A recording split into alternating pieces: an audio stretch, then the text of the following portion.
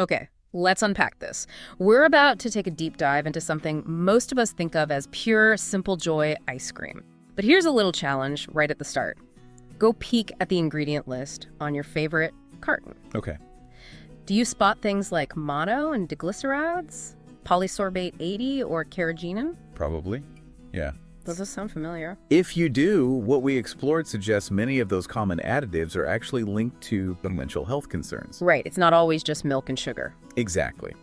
So our mission in this deep dive is to arm you with the understanding, to read those labels, get a grip on what these ingredients actually are and why they show up, and then look at what some cleaner options might look like. It's fascinating how much is often hidden inside foods we consider completely simple and innocent. Yeah. That list of ingredients really can tell a very different story than the picture on the front of the carton. And as we looked into this, it became clear those long, often hard to pronounce names aren't accidental. No, not at all. They serve very specific purposes for manufacturers. Absolutely. When you look at why these show up, it often comes down to cost and consistency. Cost. How so? Well, artificial flavors, for example, they mimic natural tastes far more cheaply than using actual fruit or vanilla bean. Okay. Chima and artificial sweeteners allow for low sugar claims, again, often saving money compared to traditional sugar. Right. But it goes beyond flavor and sweetness. Other additives are crucial for extending shelf life, making sure the ice cream survives bumpy transport and maintaining that smooth texture we expect. You mean like preventing ice crystals? Exactly. Things like emulsifiers and stabilizers are key players here. They prevent those annoying ice crystals from forming. These choices ultimately reduce production costs and nail those texture expectations, leading to those significantly longer, more complex ingredient lists you see on the label. So while the image of ice cream is usually one of happy innocence, what we found really challenges that.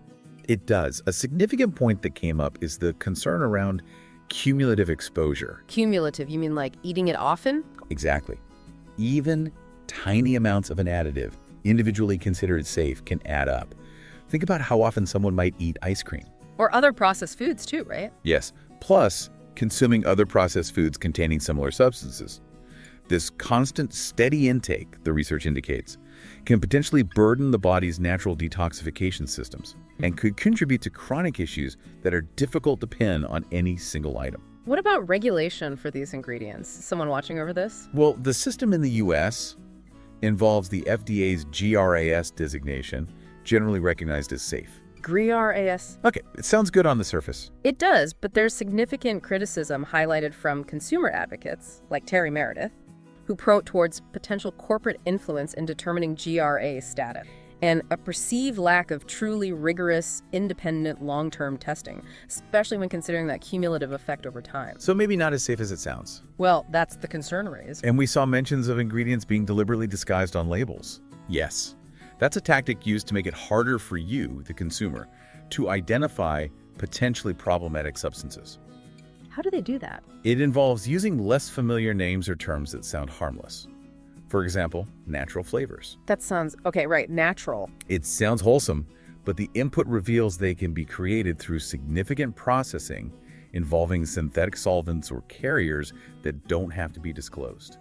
So not really natural like you'd think. Kind of loses the meaning, yeah.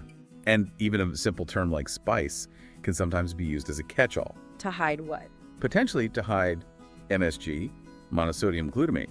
It can be hard to tell. We also found a pretty direct link being made between processed foods with these kinds of additives and general health concerns. Right, the findings connect this to increased inflammation in the body. Inflammation? That's linked to a lot of things, isn't it? It is, yeah. A known precursor to many chronic diseases. There are also effects noted on the digestive system: irritation, disruption of beneficial gut bacteria. So like bloating or stomach upset. Yes, leading to bloating or discomfort and potentially impairing nutrient absorption. Additionally, processing these artificial ingredients can put metabolic stress on organs like the liver and kidneys. Your body's filters. Right, and potentially interfere with cellular function. Most people know ice cream is high in sugar and fat, and that those are concerns. Sure, that's pretty well known. But it sounds like the additives can compound those issues. Exactly. The research connects those dots clearly. High sugar and fat levels, we saw typical servings with 20 to 30 grams of sugar. That's a lot. It is. That alone contributes to issues like weight gain and increased risk of diabetes and cardiovascular problems. Okay. But when you add the burden of the body, having to process artificial compounds, it creates a dual challenge. Like fighting on two fronts. Kind of, yeah. Yeah. The input suggests this could potentially worsen the negative effects of both, imagine pro-inflammatory additives, combined with already inflammatory sugar. Okay, let's dive into some of the more specific and, frankly, surprising chemicals that came up in our deep dive. Yeah, this part was pretty eye-opening. One of the most striking points we found is that some ingredients showing up in ice cream have origins or primary uses completely unrelated to food.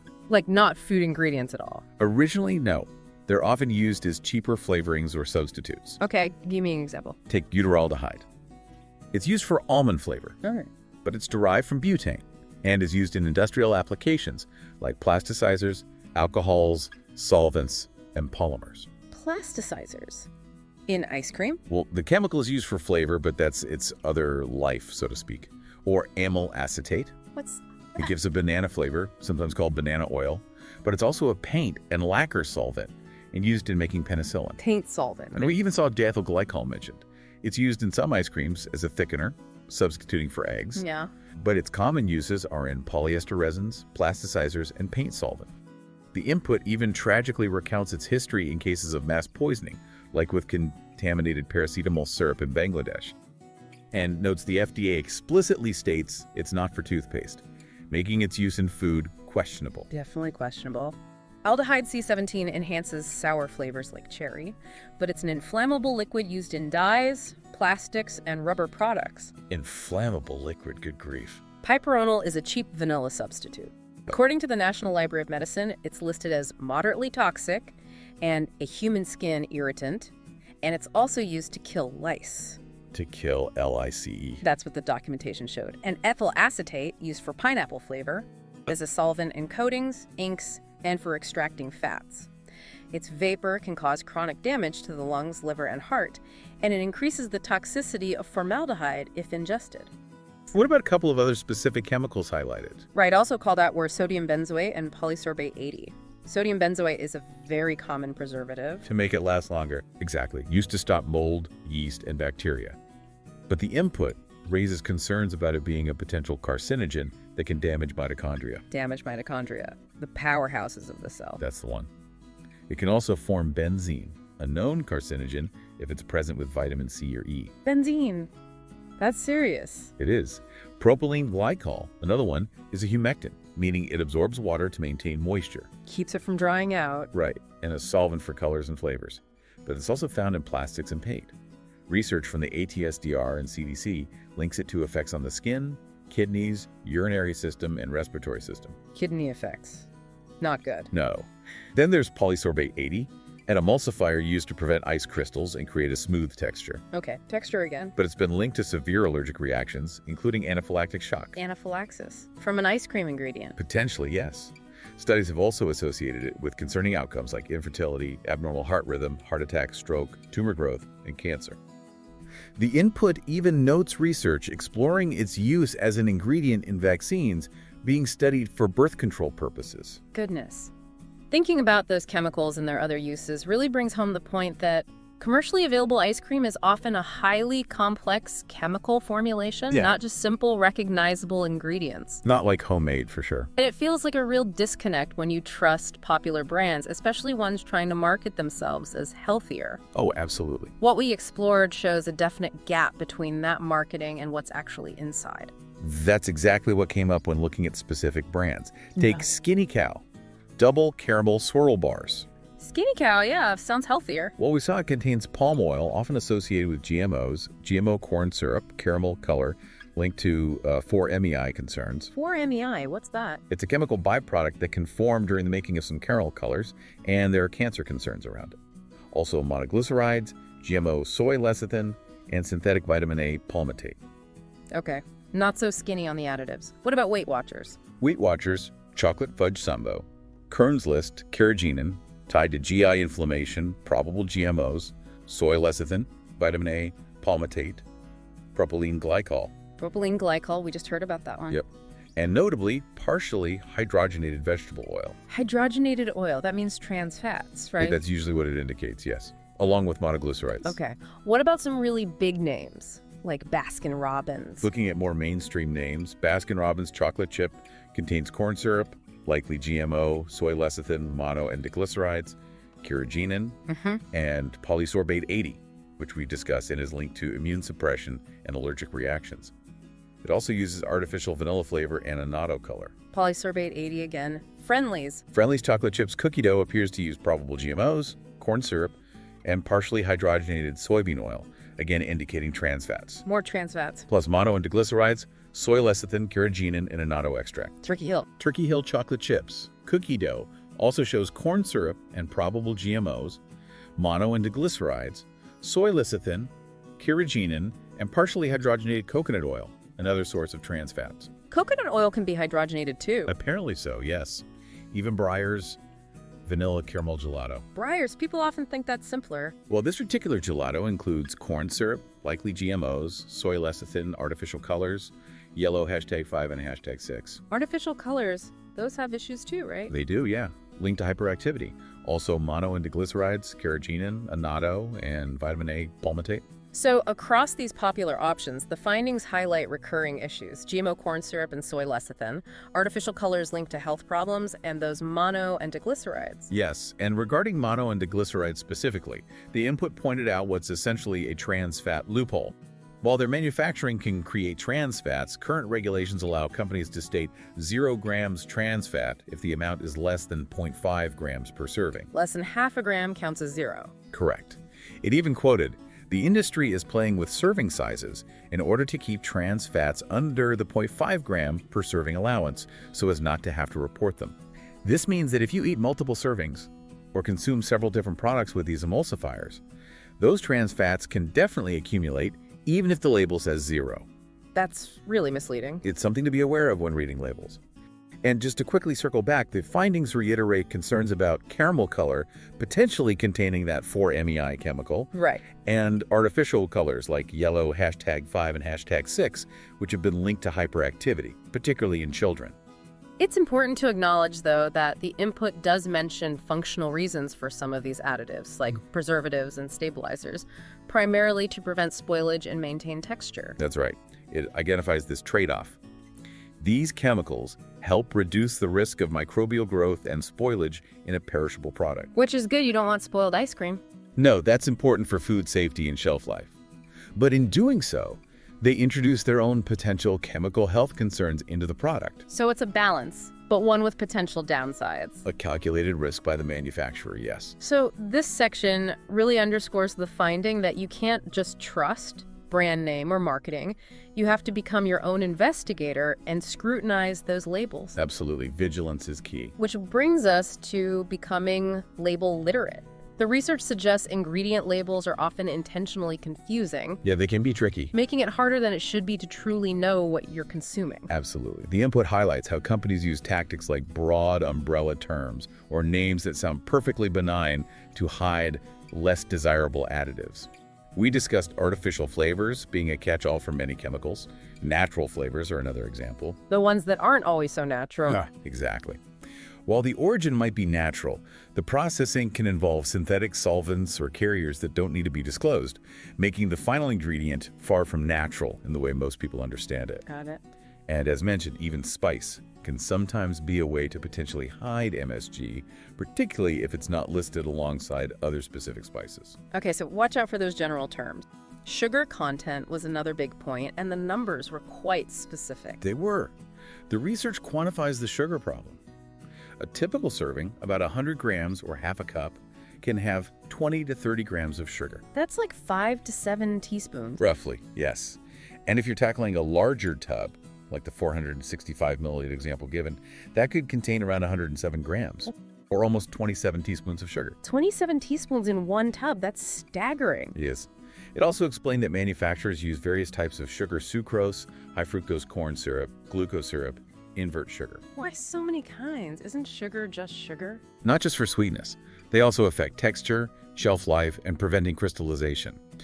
But there was a specific focus on concerns tied to high fructose corn syrup, HFCS, yeah. citing Dr. Mark Hyman, who notes that fructose in HFCS is quickly processed by the liver, which can cause problems. Processed differently than regular sugar. That's the argument. High doses of fructose were linked to potential issues like leaky gut, inflammation, and increasing the risk of chronic diseases such as obesity, diabetes, cancer, heart disease, dementia, and even accelerated aging. So HFCS is one to watch for. According to these findings, yes. Modified cornstarch also popped up again in this context. Right. It functions as a thickener or stabilizer, but it's chemically altered. Chemically altered cornstarch. Yes. It can also contain maltodextrin, which is highly processed, often used as a filler, and can potentially hide MSG. Maltodextrin, another one. Maltodextrin itself can be difficult to digest, and its long-term effects are not fully known. The input also reminded us that about 70% of processed foods contain GMOs. 70%? And corn is a very commonly modified crop, so modified cornstarch is likely from GMO corn. Okay.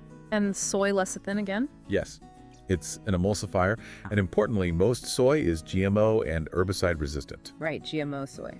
While it serves a functional purpose, the input noted that unfermented soy processing, which is cheaper for manufacturers, has been linked in some research to potential health issues. Like what kind of issues? Things like digestive distress, immune system concerns, and reproductive problems, as well as potential links to increased risk of certain chronic diseases. So the type of soy processing matters. It appears to, based on this. And going back to mono and diglycerides, the trans fat issue was mentioned again in terms of what to look for on labels. It was. The input reiterates that these emulsifiers can create trans fats during manufacturing. Even if the label says 0? Exactly. And companies use the labeling allowance, 0.5 G serving argandons, by adjusting serving sizes to avoid reporting them. That quote about the industry playing with serving sizes came up again to emphasize this point when reading labels. Need a magnifying glass for the serving size sometimes? That feels like it. Preservatives like potassium sorbate also featured? Its function is clearly explained. It inhibits mold and yeast, extending shelf life. Standard preservative stuff. Okay. But the warning highlighted is significant.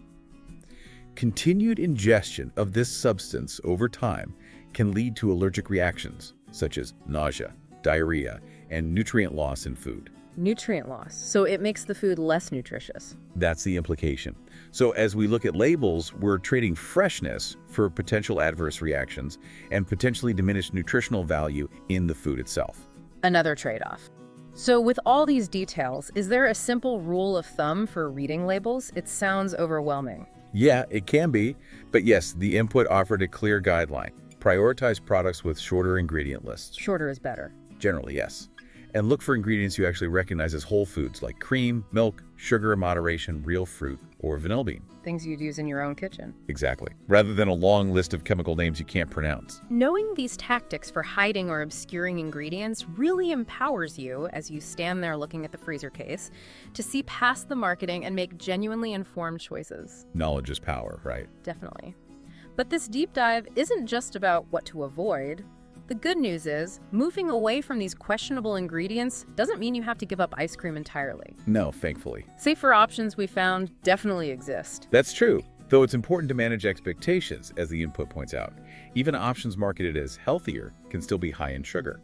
It quotes, "While the pursuit of healthier ice cream options contains significant amounts of sugar even if naturally derived." So reading labels is still crucial, even in this section of the store. Discernment is key.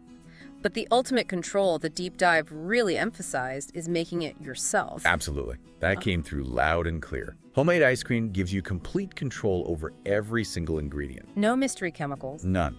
You avoid all those additives we talked about. You can manage the sugar level precisely. Cater to any allergies or sensitivities. Customize it completely. Use organic or non-GMO components if you want, and align it perfectly with specific diets.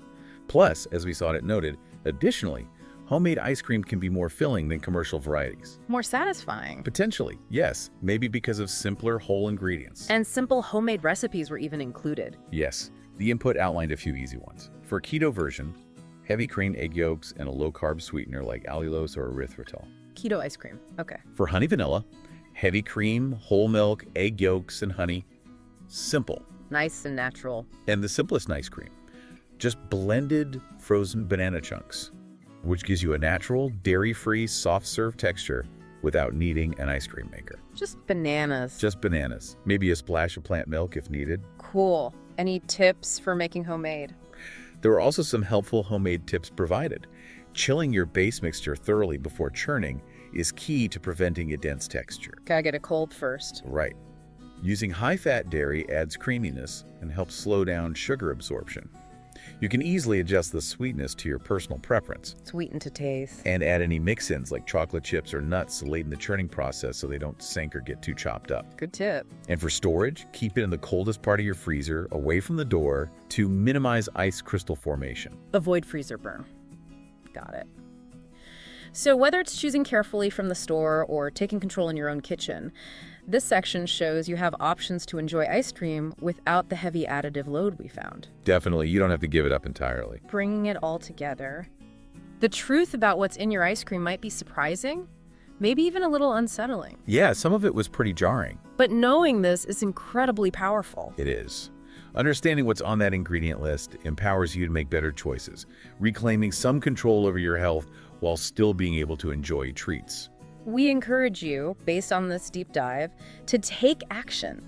Pick up your ice cream carton today, check the label with new eyes, and maybe commit to making one conscious swap next time, either to a cleaner store option or trying out one of those simple homemade recipes. Remember that point that came up repeatedly? Yeah. Brands use these additives because they need ice cream to be shelf-stable and consistent over long distances and time. It serves their purpose. Right, so informed decisions are crucial, even for something you see as a simple indulgence. Here's a final thought for you to consider as you go about your day. How does learning about the complex chemistry and potential health implications hidden in a seemingly simple food like ice cream change the way you look at all processed foods? Does it make you pause and think more critically about the true cost of convenience and extended shelf life?